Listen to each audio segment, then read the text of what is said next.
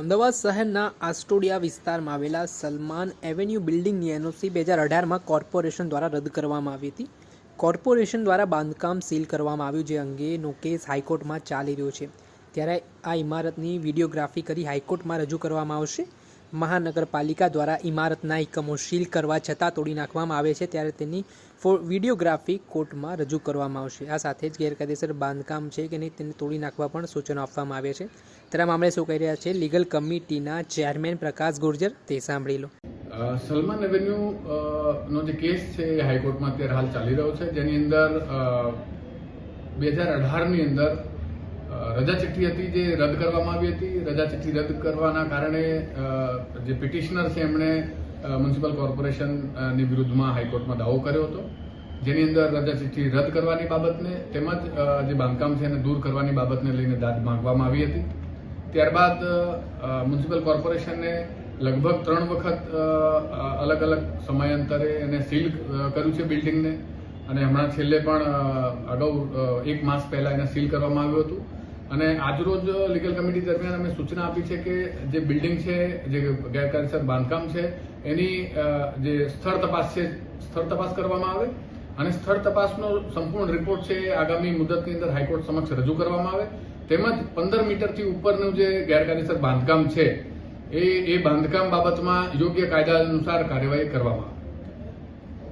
હાલતા લીગલ કમિટીના ચેરમેન પ્રકાશ ગુર્જર, તેમણે જે આસ્ટોડિયા ખાતે જે સલમાન રેસિડેન્સી નામની બિલ્ડિંગ આવેલી છે તેમાં જે સમગ્ર ગેરકાયદેસર બિલ્ડિંગનું બાંધકામ થયું હોવાની વાત તેમના દ્વારા કરવામાં આવી રહી છે અને આ મામલો હાઈકોર્ટમાં પણ ચાલી રહ્યો છે. હવે વાત બીજી કરીએ તો અમદાવાદના મહાનગરપાલિકા દ્વારા તળાવની સફાઈ પાછળ મસમોટો ખર્ચ કરવામાં આવે છે, પરંતુ વિવિધ તળાવની સ્થિતિ જોતાં સફાઈની કામગીરી સામે પણ સવાલ ઉઠી રહ્યા છે. મહાનગરપાલિકા દ્વારા ચંડોળા તળાવને સફાઈ માટેનો કોન્ટ્રાક્ટ આપવાનો નિર્ણય કરવામાં આવ્યો છે. 2 વર્ષ માટે કોન્ટ્રાક્ટ કુમાર એજ્યુકેશન સોસાયટીને સફાઈ માટે 89 લાખ રૂપિયા ચૂકવવામાં આવશે. એક તરફ ચંડોળા તળાવનું રીડેવલપમેન્ટનું કામ શરૂ કરવામાં આવ્યું છે, ત્યારે શા માટે સફાઈની કામગીરી અલગથી કરાવવામાં આવી રહી છે? શા માટે ડેવલપમેન્ટના કામમાં જ આ કામગીરી સામેલ ન કરવામાં આવી તે પ્રશ્ન છે. સફાઈ યોગ્ય રીતે થશે કે કેમ તેને લઈને શું કહી રહ્યા છે જસુભાઈ ઠાકોરનો, હેલ્થ કમિટીના ચેરમેન, તે સાંભળી લો. શું કામ છે અને કઈ રીતે મંજૂર કરાવે?